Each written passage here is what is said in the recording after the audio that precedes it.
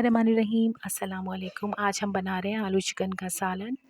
हमने oil add किया है और इसमें 2 मीडियम प्याज को चॉप करके डाल दिया है और प्याज अब तकरीबन लाइट ब्राउन हो जाए तो हम इसको निकाल लेंगे। और प्याज को हमेशा लाइट ब्राउन ही रखा कीजिए, इससे सालन का कलर अच्छा रहता है। हमने इसमें बड़ी इलायची और दालचीनी का छोटा सा टुकड़ा ऐड किया है, इससे सालन का फ्लेवर बहुत अच्छा आता है। आप डाला कीजिए।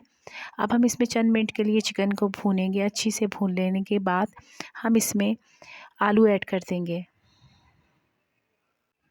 आलू ऐड करने के बाद हम इन दोनों चीज़ों को बहुत अच्छे से भून लेंगे और इसमें हम अदरक लहसुन का पेस्ट शामिल कर देंगे।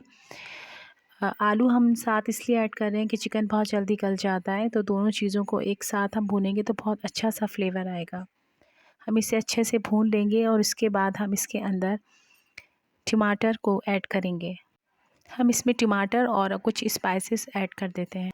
बेसिक मसाले हैं, आप इसको अपने टेस्ट के अकॉर्डिंग कम या ज़्यादा कर सकते हैं। हमने इसमें काली मिर्च ऐड की थी। अब हम इसके अंदर टमाटर भी ऐड कर देंगे और इसे बहुत अच्छे से थोड़ा सा देर भूनने के बाद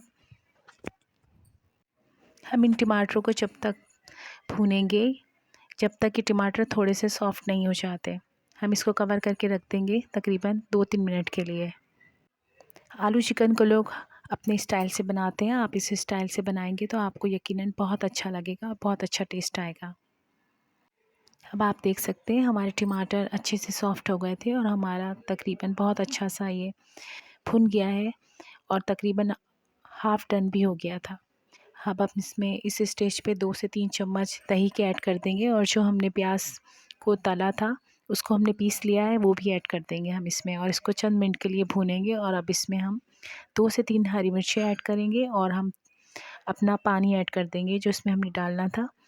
और हम इतना पानी ऐड करेंगे क्योंकि हमारा जितना हमें शोरबा चाहिए था इतना ही ऐड करेंगे पानी। अब हमारा सालन आप देख सकते हैं कि तकरीबन ये बन चुका है और ये हमारे फाइनल लुक। हम इस सालन के साथ चावल बना रहे हैं, तो आप देख सकते हैं कुछ लोग चावल बॉयल करते हैं तो उनके चावल अच्छे से बॉयल नहीं होते। आप देख सकते हैं कि मैंने इसमें चंद खड़े मसाले डाले हैं जिसमें मैंने 3 लौंगे, थोड़ा सा गरम मसाला और थोड़ा सा तेज़पात का 1 पत्ता यूज़ किया है और 2 से 3 चम्मच हमने इसमें नमक ऐड किया है। अब इसमें 15 मिनट के लिए मैंने जो चावल भिगोए थे धोने के बाद इसको ऐड कर दूँगी। और जब चावल इस स्टेज पर आ जाएँ कि वो उसमें से 2 या 3 कनी बाकी हो तो फिर हम उसको ड्रेन कर लेंगे। आप इस स्टाइल से चावल बॉयल कीजिएगा, आपके चावल बहुत अच्छे बनेंगे।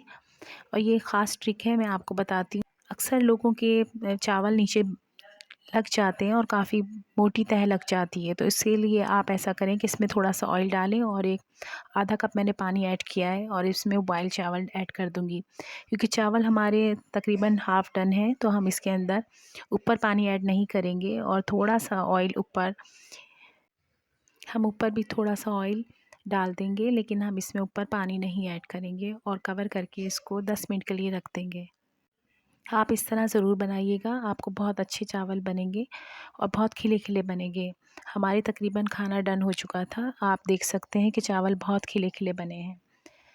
अब मैं आपसे इजाज़त चाहूँगी, अगर आप मेरे चैनल पर नए हैं तो प्लीज़ मेरे चैनल को लाइक कीजिए और सब्सक्राइब कीजिए।